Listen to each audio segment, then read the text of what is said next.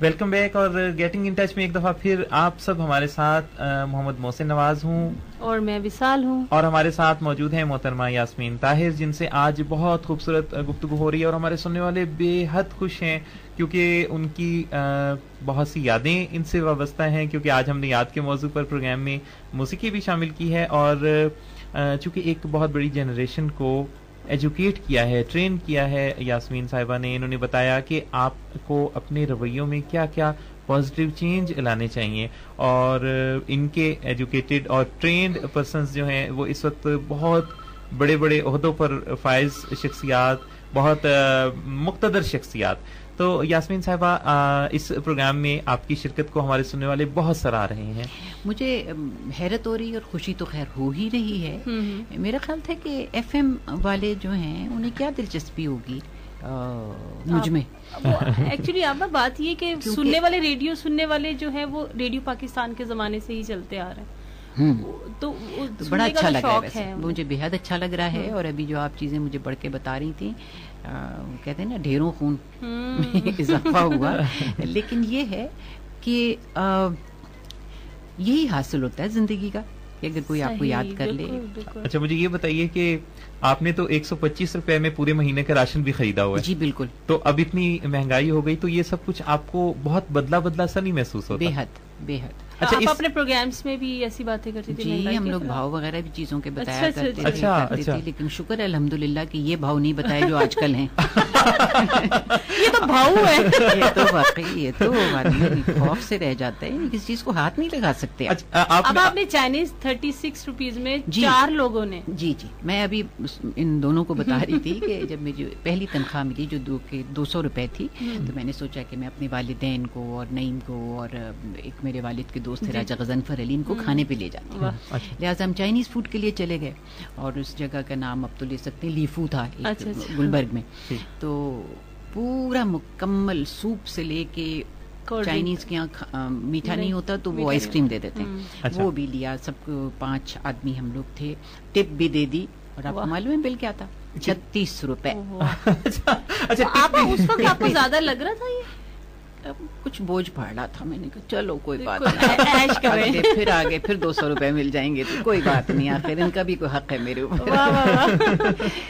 अच्छा, तो ये बताइएगा कि नईम साहब के साथ जो आपका रिश्ता इज़्दिवाज में बनना है, ये कब का वाक़या है और ये क्या पसंद की शादी थी? जी, पसंद की शादी। जी बिल्कुल। अच्छा, एक जमाने में मैं बहुत झेपा करती थी इस सवाल से, लेकिन आजकल तो बिल्कुल सही है। हाँ, सही है। झेपने वाली बात ही नहीं थी। अब तो बिल्कुल मेरी और नईम दोनों की पसंद की थी। लेकिन अच्छी बात ये थी कि सिर्फ हम दोनों की पसंद की नहीं थी। ऐसा नहीं था कि घर वालों को ना पसंद हो। मेरे वालिद को नईम बहुत पसंद थे।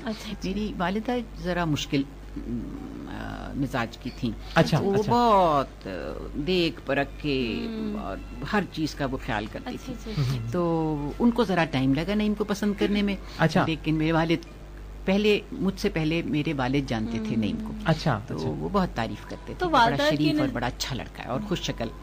अच्छा अच्छा, माशाल्लाह। तो वालिदा के नजदीक क्या एतराज कुछ नहीं, बस वो जरा देखती थी, नोक पलक बहुत अच्छा करती थी। और मुझे याद है कि जिस दिन मेरी कॉन्वोकेशन थी बीए की, तो मेरे वालिदैन भी आए कॉलेज, किनेट कॉलेज, जब मैं डिग्री ले रही थी। तो मैंने भी एक इनविटेशन नईम को दे दिया था कहीं से पकड़ के कि भाई आप भी आ जाइएगा। अच्छा, तो जब वो खत्म हुआ कॉन्वोकेशन तो मुझे अकेली को रुकना पड़ा था, डिनर भी था। तो जब वालिदैन जा रहे थे तो मैं नईम से खड़ी होके उनका शुक्रिया अदा कर रही थी कि आप भी आए। और वो मेरी वालिदा ने देखा।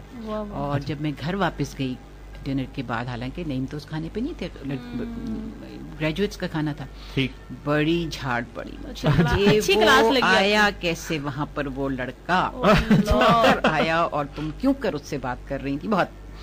लेकिन अब मैं देखती हूँ कि वक्त और जमाना कितना बदल गया है। हर चीज, मतलब मैं टेलीफोन के जो इश्तिहार होते हैं मोबाइल्स के, तो उनको देखती हूँ कि रात भर बात कीजिए। हाँ जी।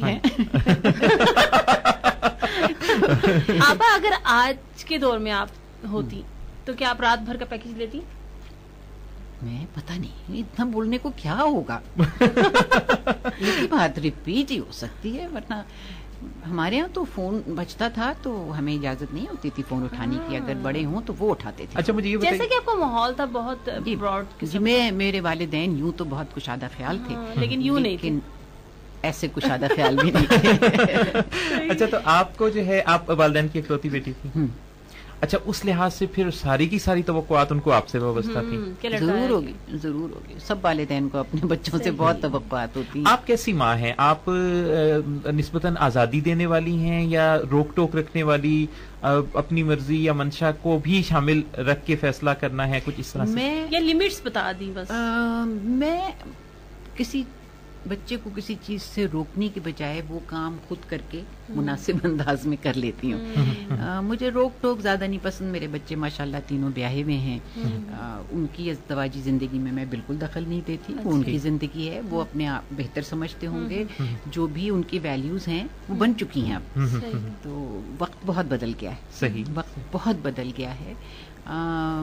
میں ہمیشہ کوشش کرتی ہوں کہ نوجوانوں کے ساتھ قدم سے قدم ملا کے چلوں، کیونکہ اس کے علاوہ میرا خیال یہی تقاضا ہے، ورنہ بڑی مایوسیاں ہوں گی، بڑی اداسیاں ہوں گی اور بڑی محرومیاں ہوں گی. آپ بڑی تیزی سے وقت کی تبدیلی کو قبول کر لیتی ہیں. اس کے سوائے چارہ نہیں ہے. اس کے سوا چارہ نہیں، اس کے سوائے چارہ نہیں ہے. آپ لاکھ انہیں سمجھائیے، کسی کو بھی نہیں سمجھ سکتے. آپ ماضی کو یاد کر کے اچھا لگتا ہے یا نہیں کرنا چاہتی، نہیں دیکھتی پیچھے؟ نہیں، مجھے تو اچھا لگتا. اچھا، میں اس سے زیادہ مانوس تھی، اسی میں پلی بڑی، سب کچھ خاص روایات ہوتی تھیں، خاص تقاضے ہوتے تھے، خاص اچھا اور برا معلوم ہوتا تھا.